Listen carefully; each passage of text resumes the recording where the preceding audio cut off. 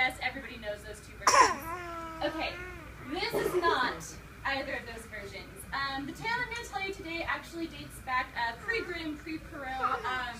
It's been traced back as early as 16th century France. Or no, sorry, Italy. I said France because the book takes place in France. 16th century Italy. And it's a little more bizarre. So, once upon a time, there was a young girl who loved her grandmother very much. And her grandmother made for her a little red cloak, and she would wear it everywhere she went, and therefore everyone called her Little Red Riding Hood. Well, one day, Little Red Riding Hood decided to go visit her grandmother, and as she was skipping merrily through the woods, she came across the big bad wolf. But she didn't know that he was the big bad wolf. And so she greeted him, "Good day, Wolf." And Wolf took a look at Little Red Riding Hood, and he thought, "She looks tasty." And he didn't just gobble her down right then and there, because that would make for a really short story. So instead, the wolf decided, I am going to gobble this child down, but I'm going to be very secretive and conniving about it.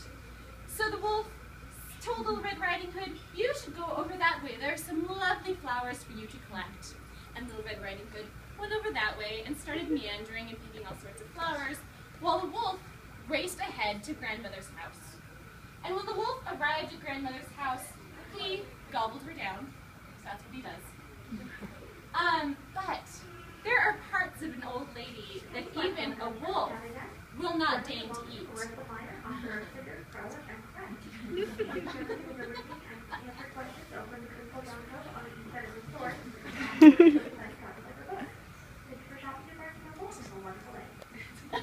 I'm not actually reading from my book. I'm telling creepy fairy tales.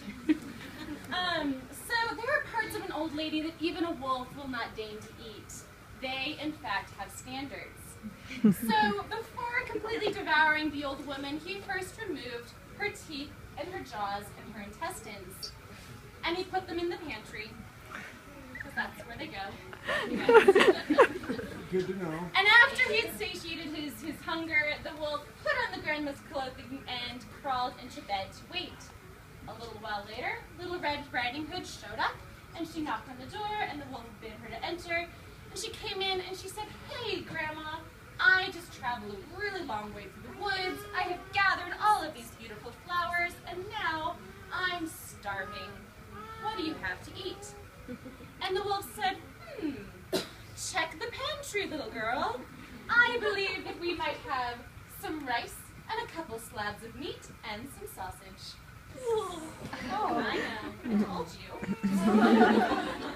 And Little Red Riding Hood proceeded to eat her grandmother's teeth and jaws and intestines, complaining the whole time. She's all like, "This rice is really crunchy," but she eats it. So after Little Red Riding Hood is no longer starving, she approaches the bed where the wolf is waiting. And here it gets even more bizarre.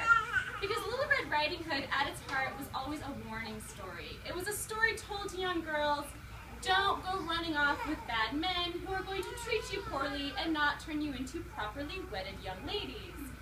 So there was a lot of sexual undertones to some of these old stories. So Little Red Riding Hood approaches the bed, and the wolf peels back the covers, and he says, "Come into bed with me, little girl." That's not creepy, Grandma. And then Little Red Riding Hood says, "But I can't just hop into bed fully clothed. That would be weird. So first, what should I do with my little red cloak?" And the wolf says, "Throw it into the fire. You won't need it anymore." And she takes off her cloak and he throws it into the fire. "Well, Grandma, what should I do with my shoes? What should I do with my stockings, my dress, my undergarments?" And piece by piece, Little Red Riding Hood takes off all of her clothes and throws them into the fire. Until finally she is standing fully unclothed before the wolf. And again, he invites her into bed with him. However, at this point, Little Red Riding Hood starts to get suspicious. And she thinks, this is not normal grandmother behavior. I don't think this is my grandmother at all. I think this is that big bad wolf that was following me through the woods. And so Little Red Riding Hood starts to concoct a plan plan of her own. And she tells the wolf, "You know, I just ate a whole lot of sausage. I need to go relieve myself." Well, this is before they had indoor plumbing, which means that she had to go outside to do her business. And so the wolf thinks, "Oh no, I think she might be onto me." And he takes a string and he ties it to Little Red's ankle so that she can't run away. Again, not weird, Grandma. Come on. And Little Red Riding Hood runs out into the forest, and she takes out the string and ties it to a tree to fool the old wolf. And then she is able to get away, skipping merrily, nakedly through the forest. The end.